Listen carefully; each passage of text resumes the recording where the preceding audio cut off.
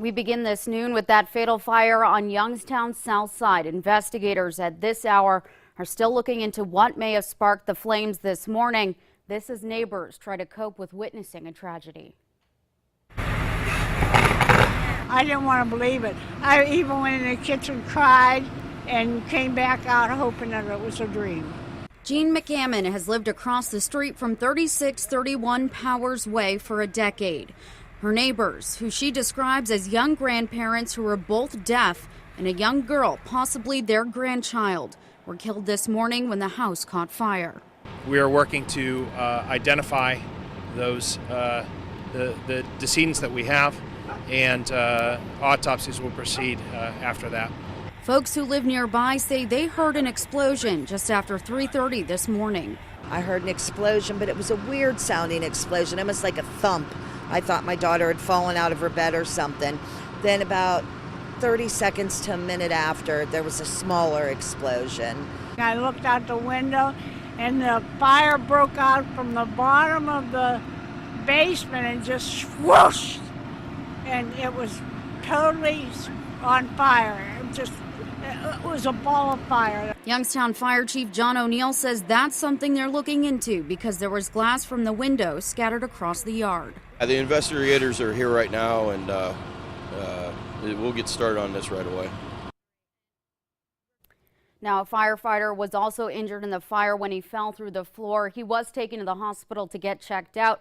Investigators are still on the scene this noon trying to piece together exactly what happened minutes before the fire broke out. That's where First News reporter Greta Mitterator joins us live with the latest in this investigation. Greta?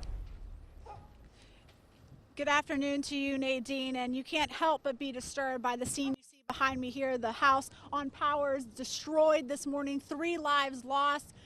As you can see, there are a number of investigators still on scene. It's been a very busy site this morning as they're trying to search through what's left of this home. At one point, they were taking water out of the basement, pumping it out, trying to look down there for any answers, any clues as to what may have sparked this particular fire. Now, I spoke with 2 different folks related to the people that lived in the home. One of the gentlemen was the best friend of the man, and he says that he was a great man and he is very upset. You could obviously tell by the loss. Now, I also spoke to the man who owns the home right next door over there. He said he knew the grandparents as well. He called them Bill and Judy and said they were very nice people. Bill enjoyed to hunt. Of course, both of them were deaf, and he said that the little girl as well would play with the neighbor kids next door. That's what we're hearing. All the folks around here very disturbed by the situation, and we will continue to look into what may have sparked this blaze. At this point, they're not saying very much, but here's what Detective Ray Blackburn with the YPD is saying thus far. Well, there's no indication anything is criminal as of yet, but due to the fact that we had 3 people inside, we're treating it with care until we learn otherwise. We have the state fire marshal here, the Youngstown arson, and we're just taking precautions. But as of yet, there's nothing to indicate that this was a criminal incident.